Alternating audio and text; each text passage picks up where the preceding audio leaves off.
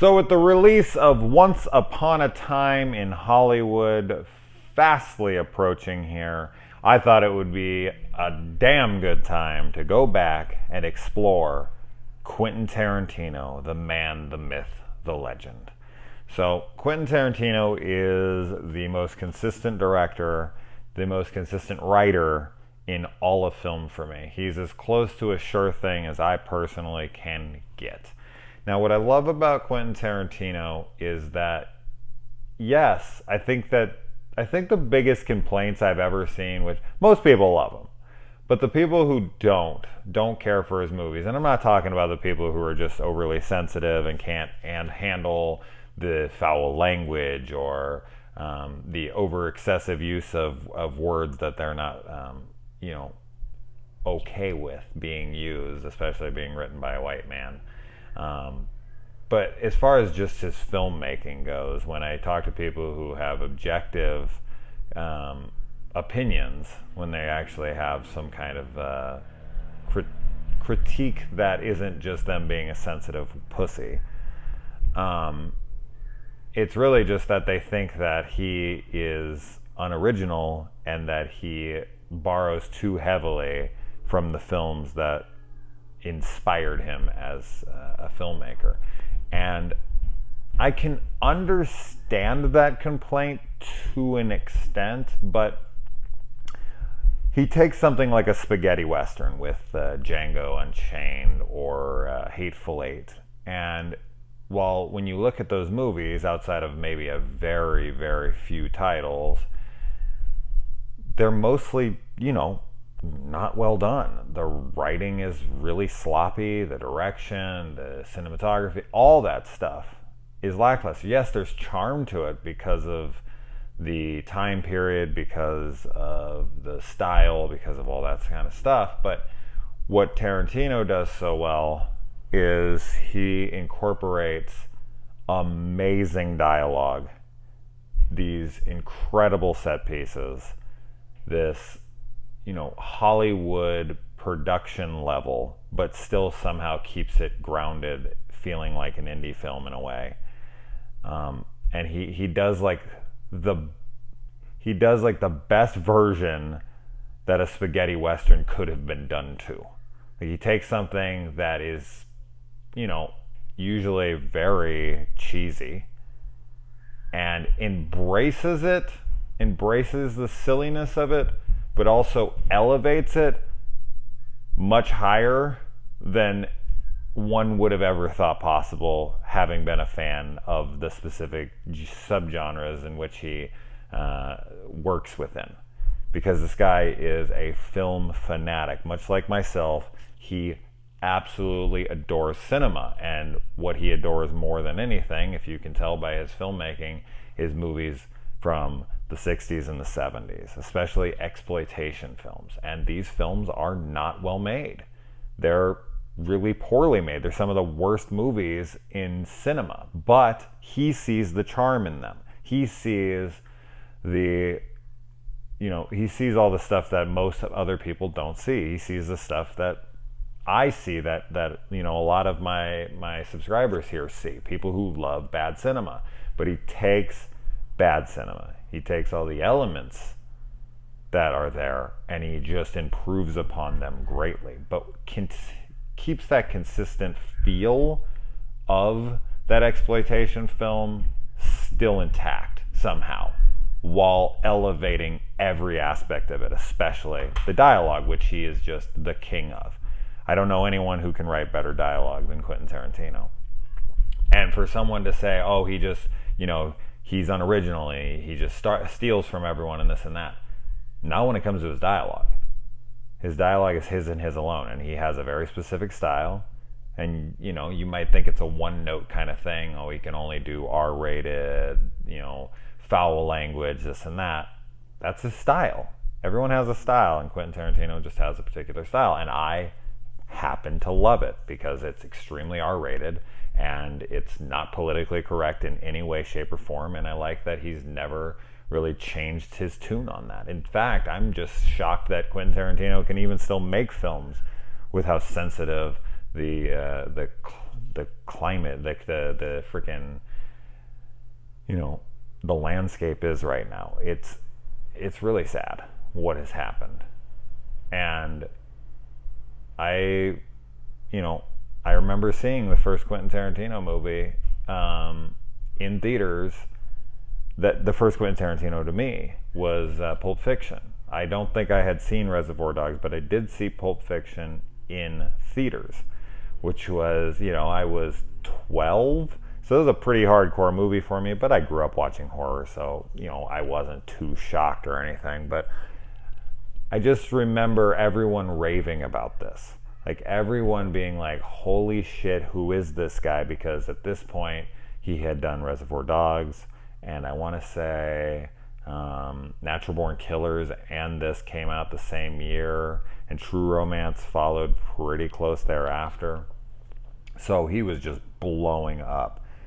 And I also want to say, now correct me if I'm wrong, that this kind of shined a light into an area of cinema that very few people were even looking at that time, because I feel like Hollywood movies were in the spotlight forever, and filmmakers like Quentin Tarantino and Robert Rodriguez with El Mariachi and Kevin Smith with Clerks, and these little indie filmmakers were coming out and they were making a huge splash. They were making they were going to Sundance and if that was a thing, or if it was Cannes, I can't remember. So honestly, I'm not too familiar with the history of how all that was. I just remember when Reservoir Dogs came out, it was a big deal, and it was even a bigger deal when Pulp Fiction came out. It just kind of changed everything when it came to indie filmmaking. All of a sudden, everyone was like super interested in what indie filmmakers were doing and couldn't give a fuck what Hollywood was doing. And that continued through a lot of the 90s. A lot of the 90s was just like indie filmmaking was king. And I do feel like Quentin Tarantino and a few other names were responsible for that. And Tarantino, man, when he blew up, I remember him blowing up, and I remember him starting that Rolling Thunders picture where he did like Curdled and a few others, Switchblade Sisters, and remember him releasing those titles under his banner, just kind of giving them a VHS release, movies that pretty much everyone had forgotten about, that he loved, that he you could tell where he got his inspiration, the way they talked and the dialogue that they had. So I love Quentin Tarantino. I mean, I can't say good enough about the guy. Every time he releases a movie, I just go into it with my expectations as high as I will let them go. Just fuck it. Why not? It's Quentin Tarantino. I'm not going to be disappointed. And when I go into Hateful Eight, when I go into Django, when I go into Inglourious Basterds, when I go into Kill Bill, when I go into any of these movies, my expectations are met and exceeded every single time. And it's a great feeling. It's a great feeling to have a director that you can go to that consistently. It's a shame that he is so adamant on this 10 film rule. Now, if he was to count Death Proof, Once Upon a Time would be his last movie, but he doesn't count Death Proof. I'm not sure why. I know he's not a big fan of that movie, but he did direct it. It was a film, but hey, I ain't gonna complain. Make one more, and right now it's looking like that's gonna be Star Trek. It's just, if you would have told me 10 years ago that Star Trek was going to be the last Quentin Tarantino movie he ever made before he went off and did some, plays. He wants to do like Broadway plays and stuff, which is great. I mean, I would definitely go see one. But to think of Quentin Tarantino never making a film after Once Upon a Time and whatever the next movie he does is, like, that's it. That's the last movie. And, we know how actors are, and we know how directors can be, where they say, we're done. And that's that. And we're not coming back. And a lot of the times they don't. A lot of times they do, should I say, sorry. Most times they do. But sometimes they don't. I mean, when was the last time you saw Sean Connery make a movie? When was the last time you saw Jack Nicholson make a movie? Like, sometimes people are just like, I'm done, and they fucking mean it. And look at Daniel Day-Lewis. I mean, will he return? I don't know.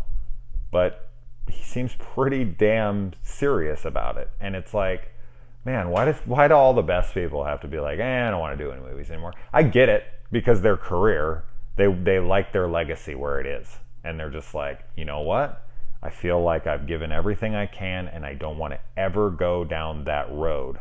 Because imagine if John Carpenter would have stopped, let's say, after In the Mouth of Madness. Let's say Carpenter made In the Mouth of Madness and stopped all the way back in 94, right? Same year as this. Pulp Fiction, sorry. 94, yeah. Imagine that. Imagine if he never made Vampires, Ghosts of Mars, The Ward, any of that stuff. His career would not have the taint on it that it does, you know? And I get it. I get what he's saying. I've seen him in interviews. I see what he's talking about. I know I'm not even talking about Reservoir Dogs right now, but I wanted to talk about Quentin Tarantino. Since this is the first one, I have to get this all out here. I'm not going to do this in every video, obviously. But I want to do a whole run through of everything that he's touched. So let's start off with Reservoir Dogs, the very first film from the prolific Tarantino. It's crazy that this movie is, 27 years old now? That's fucking crazy, man. Almost 30 years. I mean, by the time he makes his last film, it'll be 30 years that he's been making movies. It's a long fucking time, man. That's a long time. And he didn't just direct, you know, he wrote some stuff. He directed some like TV episodes, CSI, that 2-part episode where when the dude's buried underground, and then he, you know, helped co-write From Dusk Till Dawn, and he wrote Natural Born Killers, and did a spot on 4 Rooms, and you know, True Romance, as I had mentioned, and From Dusk Till Dawn. I don't think I already said that, but you know, he's had his hands in a lot of pots there, and then he's done other stuff with producing credits, and it's just, man, it'll be very, very sad to see him go, and I really hope that he changes his mind. I don't care. I'm not going to be the guy that's like, yeah, see, I told you. I don't care. Fucking make him. All right. So, Reservoir Dogs. So we get, I mean, it's so hard to talk about a movie that's so fucking iconic that I feel like every single word that comes out of my mouth is just going to be something that is already been said a million times, and probably, you know, a bunch of those times even better than I could even put. But we got the opening Madonna conversation, and the Toby the Jap coming out of my ear, and Madonna's big dick. I love all this stuff. Like, this whole opening conversation is just Tarantino. Like, it's our first introduction to the kind of dialogue we're going to be getting for the next 30 years from this guy.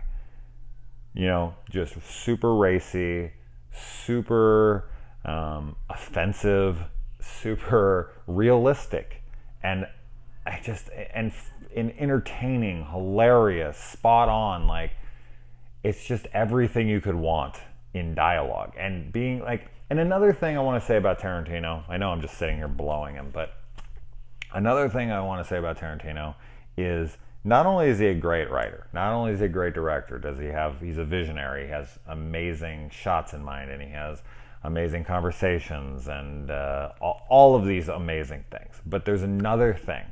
There's another huge part to his filmmaking that is so impressive and so on the nose.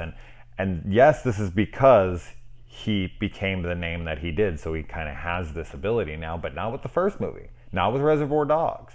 And that is casting. Harvey Keitel, Tim Roth, Chris Penn, not Sean Penn, Michael Madsen, Lawrence Tierney, it's fitting that Quentin Tarantino is the first person to speak in his very first film. I mean, unless you count that like My Best Friend's Wedding movie or whatever the hell he made before this. That's some like student film or whatever the hell he did. And we're not talking about that movie.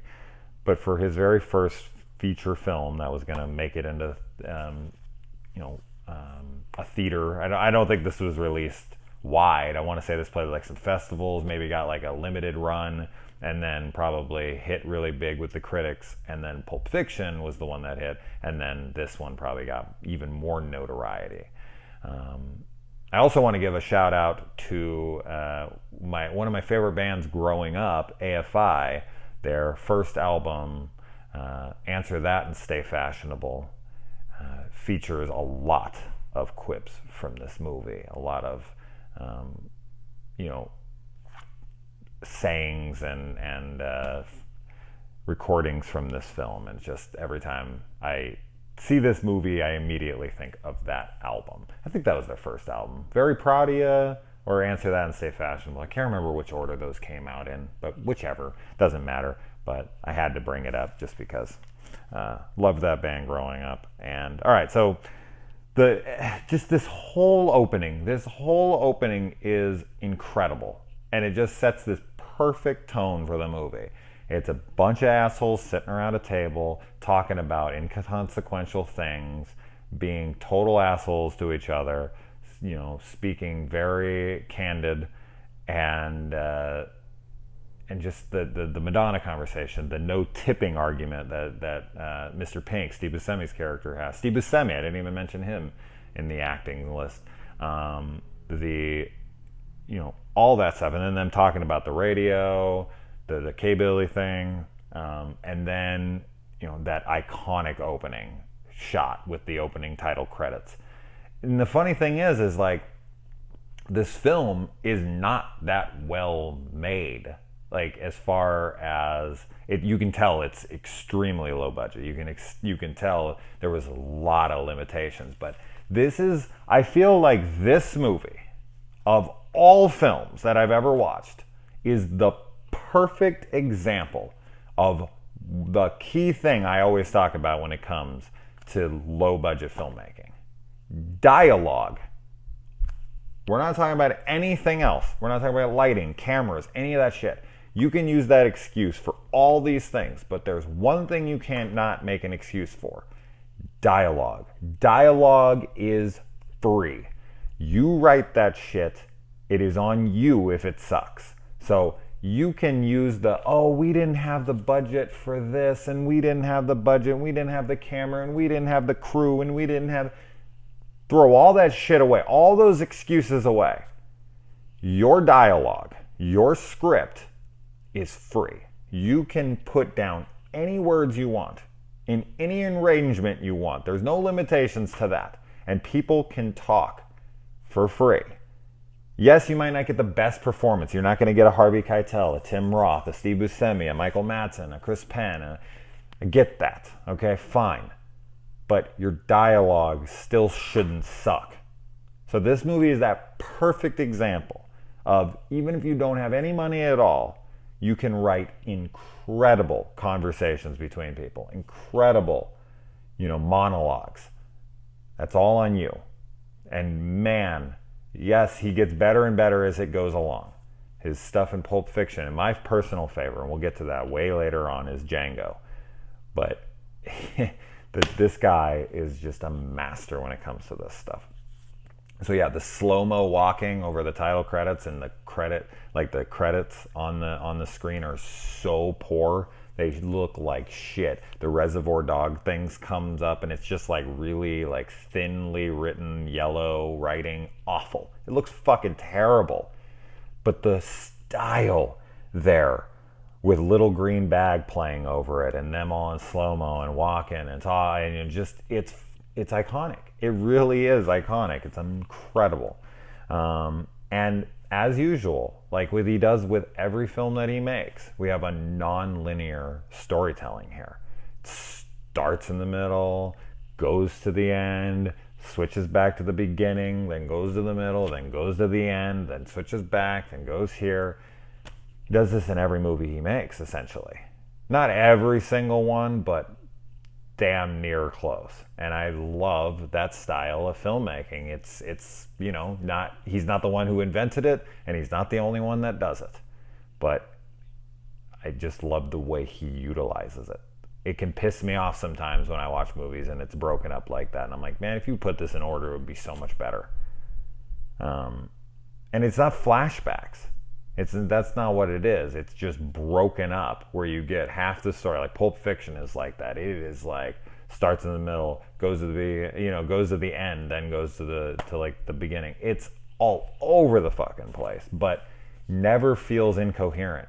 I never feel lost, and I feel like everything is set up like that for a reason. It's not just an artistic choice, it's a narrative choice as well. It's like revealing a mystery. Almost reminds me of something like Memento, the way that was used as a plot device, the way they edited that together, and they had to work from the end and go straight back to the beginning, which is, Jesus Christ, what a brilliant film that was. But I like the way that he uses this, because this is a mystery. Who's the cop? You don't know. We start to get backstories as it goes, and you could technically consider them flashbacks, but not the way it's done. So yeah. And how much fucking blood does Mr. Orange have? He should be called Mr. Red, because he has gallons of blood in his body, a ridiculous amount of blood. And the scene when Harvey Keitel and Steve Buscemi, or Mr. White and Mr. Pink, are talking, I like how he's like flicking the lighter over and over, trying to get it to light, and then he finally lights it, and then he goes and he gives it to Buscemi, and he comes back and he doesn't light a cigarette at all. He puts it like this far away, and you can see it doesn't even light up.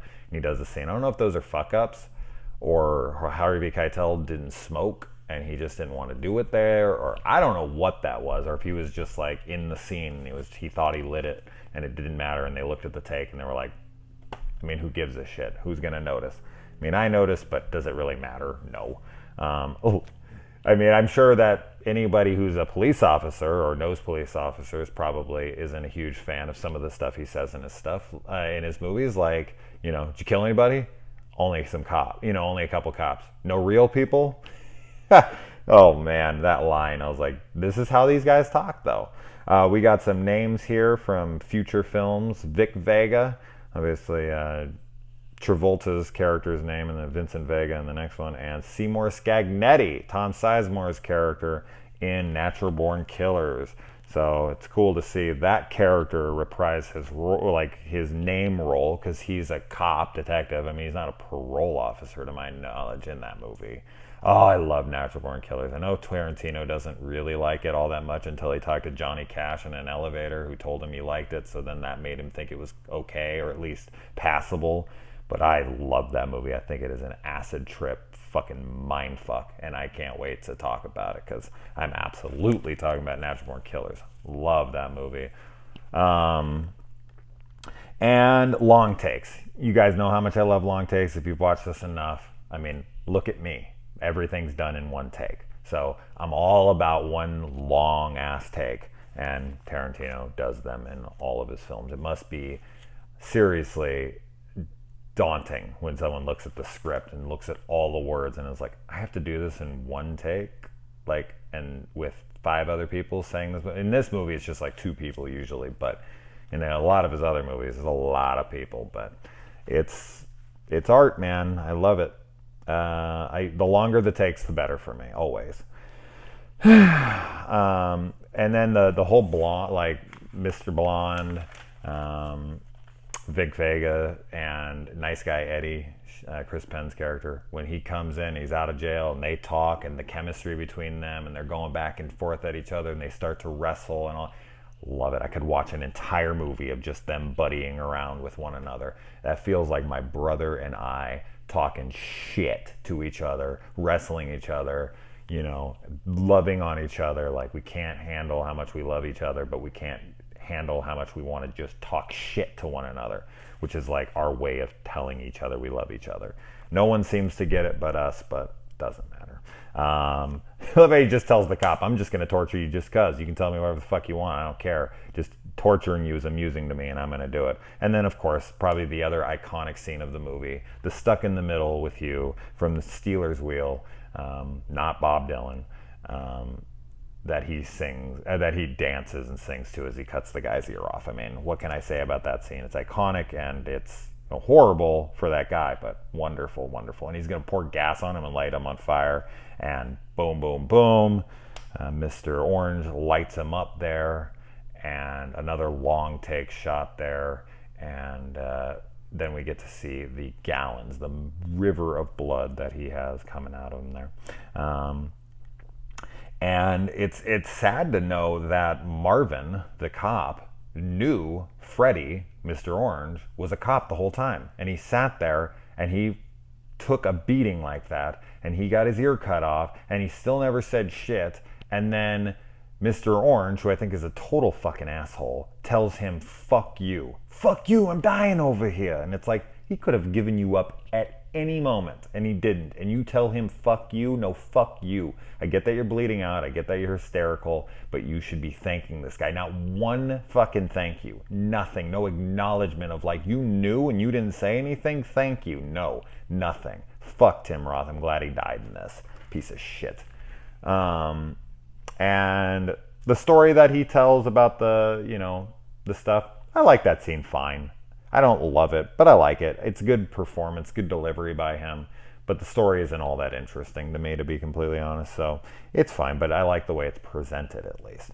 And then you got the banter in the car about the wacko glue on the dick. That's a pretty funny sequence because I could just watch Chris Penn all day. I think he's fucking fantastic in this. He might be my favorite performance in the entire movie.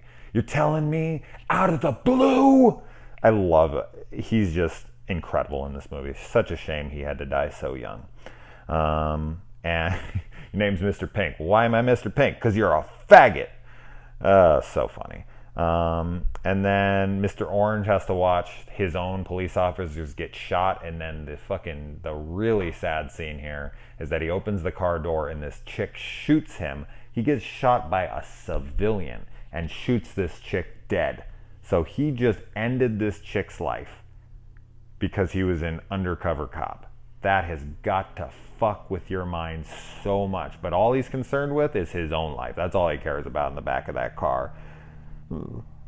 Larry, he overacts a little bit. I'm not gonna, like, maybe. I don't know. How would you be acting if you have a full-blown panic attack in the back of a car while being shot, not wanting to die? Would it look like overacting? I don't know. But when he's in the back of that car, I don't know. You're the motherfucker that should be on brain detail. Every time my fingers touch brain, I become Superfly TNT? Oh shit, man, I love Pulp Fiction. That's the next one. We get to that one soon. And then, Eddie's speech, I kind of already talked about that. Love it. The standoff between Joe, Eddie, and Mr. White there. You stop pointing that fucking gun at my father, I will put bullets in you. Like, oh, I love it. There's the back and forth, and he's like, you kill the, you shoot that man, I shoot you next. Like, whatever. You die next. The performances from Keitel and Penn and Lawrence there, just fantastic. The way they all play off of each other, the way that the shootout goes down, then he gets up and he goes over to Mr. Orange and he's just like protected him, and then he finds out, like, sorry, I'm a cop. Why did he tell him he was a cop? Like, I get that he feels bad in that moment, like, holy shit, you just sacrificed your whole life. But then you can hear, if you're listening closely, you can hear Mr. Pink outside getting arrested. So he does not get away, contrary to popular belief. He does get arrested if you're listening. They're like yelling at him to get down, this and that. So Mr. Pink is arrested, so he goes to jail. But, Mr. Pink in this movie, though, of all the people, well, okay, Michael Madsen, Mr. Blonde, is a psychopath. So I'm not really sure how to think of him, but Mr. Pink is a very rational guy, as you can see. I mean, Mr. Blonde shows up with like a soda, and he had fucking like a number 5 at the McDonald's down the road, whatever. He doesn't give a shit. But Mr. Pink is a pretty aware man, and he's a piece of shit. Doesn't tip, says fuck everyone. He said, like, he will not listen to reason at all. But I am so very much on the side of Mr. White there on the tipping thing. You don't have any goddamn idea what the hell you're talking about. Like that. Oh, I love Harvey Keitel so much, especially in this movie. And then, I don't know. I don't know why he told him, but it was a big mistake. Comes through the door and boom, shoots him. The way that's framed, the way it's done, he shoots him and then he falls off screen. It's pretty silly. It's pretty shitty. You can tell, as I said, the limitations of the budget, but you're so enamored by the dialogue in this and the performances that it's like, who gives a shit? So anyways, there you go. Reservoir Dogs and Quentin Tarantino. I talked about Reservoir Dogs for like 15 minutes, but Quentin Tarantino for like the first 15. So I said a lot I wanted to say about the guy. Yeah, so Pulp Fiction next, I think, unless I do like Natural Born Killer. I'm going to look at release dates, but I look forward to Pulp Fiction. Adios, guys.